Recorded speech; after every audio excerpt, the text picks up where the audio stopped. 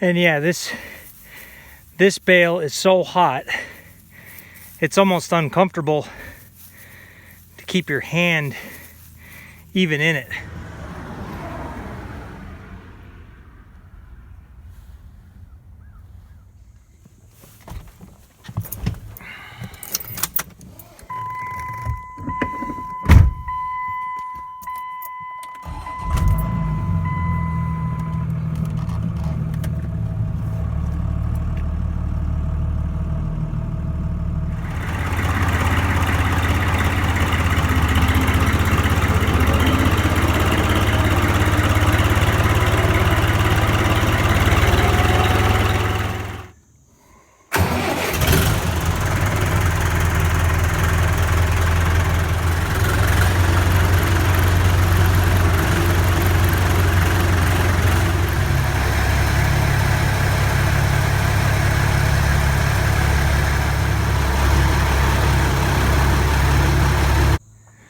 All right, guys, well, I'm a little bit disgusted today. I guess, well, disgusted, but I have a, let me set this up for you. I'll set the stage here. I have a hay customer that has sheep and goats. They have their sheep and goats out on a pasture, and they pasture them for most of the year. Then in the winter, they come to me to get some hay for the sheep and the goats to hold them over for the winter time.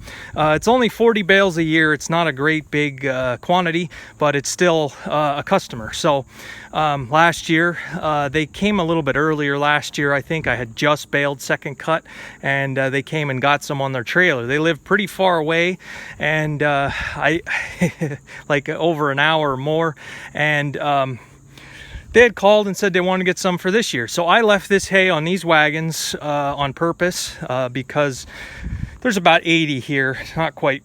There's more than 40, so I just have them pulled out here. We were going to pick off of the wagon, and as soon as I pulled these wagons out, and to give you guys a sense of what this year has been, all of these bales are moldy.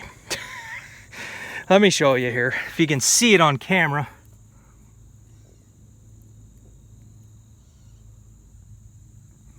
They're moldy.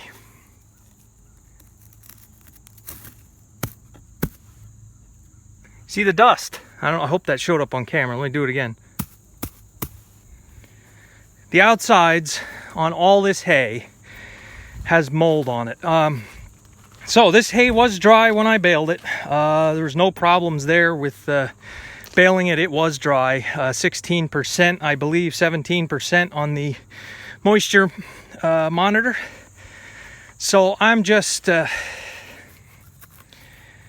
was just testing with the probe here, and they're not hot, and they're not yeah, look at here.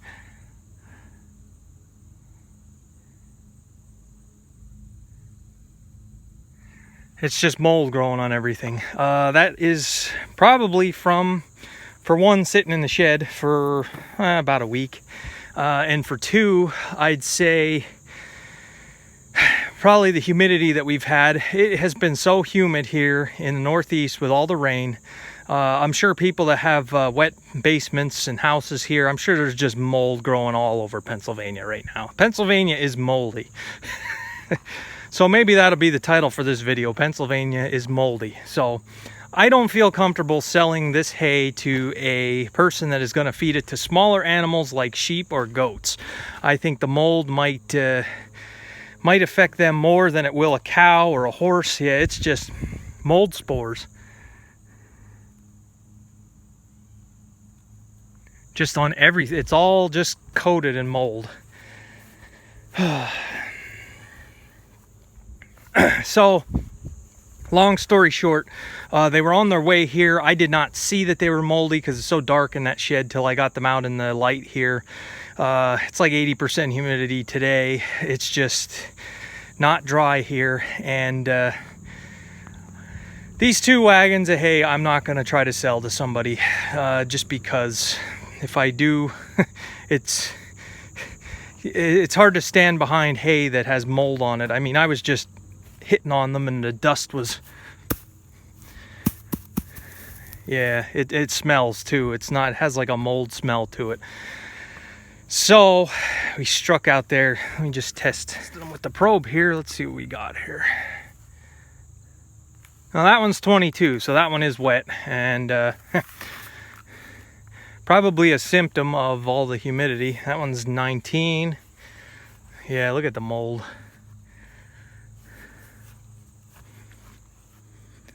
Let's check the temperature. It's about 77 out, so 78. So it didn't heat. 78 degrees, so they're not, yeah, look at.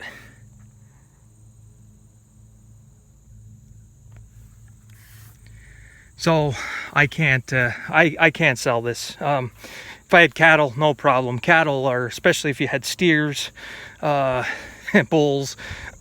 So, plan B here, to get these wagons unloaded and get this mess out of here. Let me come back with you. All right, I just called my neighbor that has steers. He has quite a few steers. I have brought him, they were the dairy farmers that had retired a little while ago. I just called him and asked him, does he want some cheap feed or some bedding for his steers? So he said he would take it, but he can't today. So I'm gonna have to just put these back in for the meantime. Meanwhile, until he can come over. He said he'd bring his dump truck over, and we'll load them on the dump truck, and what the steers want to eat, they can eat, and the rest they can lay on. So, I wish I would have caught this sooner. I felt bad that we had a time arranged and everything all set up to do this, but I just can't sell hay that has mold spores all over it. I don't want, especially somebody that's feeding it to sheep. I'm not, I don't mind making money. I really enjoy it, but yeah, it just looks like a coating of snow over this whole thing. I don't know if it's showing up on camera or not, but it's in real life. I think if I wanted to be a slimy hay salesman, I could have just loaded on their trailer and said goodbye. Because I don't think they knew a whole lot about hay, but I'm not going to take advantage of somebody and risk having some of their animals get sick or even worse. You never know. They could be the family pets. They could have kids and grandchildren that have the that have the animals named, and they might be, like I said, pets, and some bad hay from a bad hay customer would make them sick. I'm sure they have a vet. If the vet would show up and say it's the feed, then guess who is the first person that's going to come to their mind? This year, I'll tell you what, this year, it's just, it's tropical. It really, this is living in the tropics. I hate to constantly complaining to you guys about stuff, but it is just so humid here, and has been so humid constantly. It's just no relief from the humidity. It's either hot and humid or a little bit cool and rainy. That's it. Those are the two weather patterns. And Hurricane Florence isn't here yet. It should be here Tuesday. Today's Saturday. So yeah, there's just pockets of mold. I wonder, like I said, the temperature probe says it's not hot, but I should just, if it's that moldy, there's got to be. Oh yeah. Yeah, that one's a little warm. Boy, it's like sticky. All right, guys. I'm gonna end it there before I keep complaining. At least I found a home for it. It will go to use. Still feeding steers. That's basically all my operation does here is feed steers. Beef. So it's gonna go for bedding. He's gonna throw it in. He has them in a freestall barn. Gonna throw it in the freestall barn, cut the strings open, and what they want to eat, they can eat. But I just can't sell this. I'd feel awful. I'm hoping the quality of the hay up in the hay mow is half decent. It should be. That was all nice dry first cutting. This is it. This is all the second cutting I have left is these two wagons. I did sell over 300 bales to one guy, and we have it stored here now. That's on the second floor of the barn. You guys have seen that video.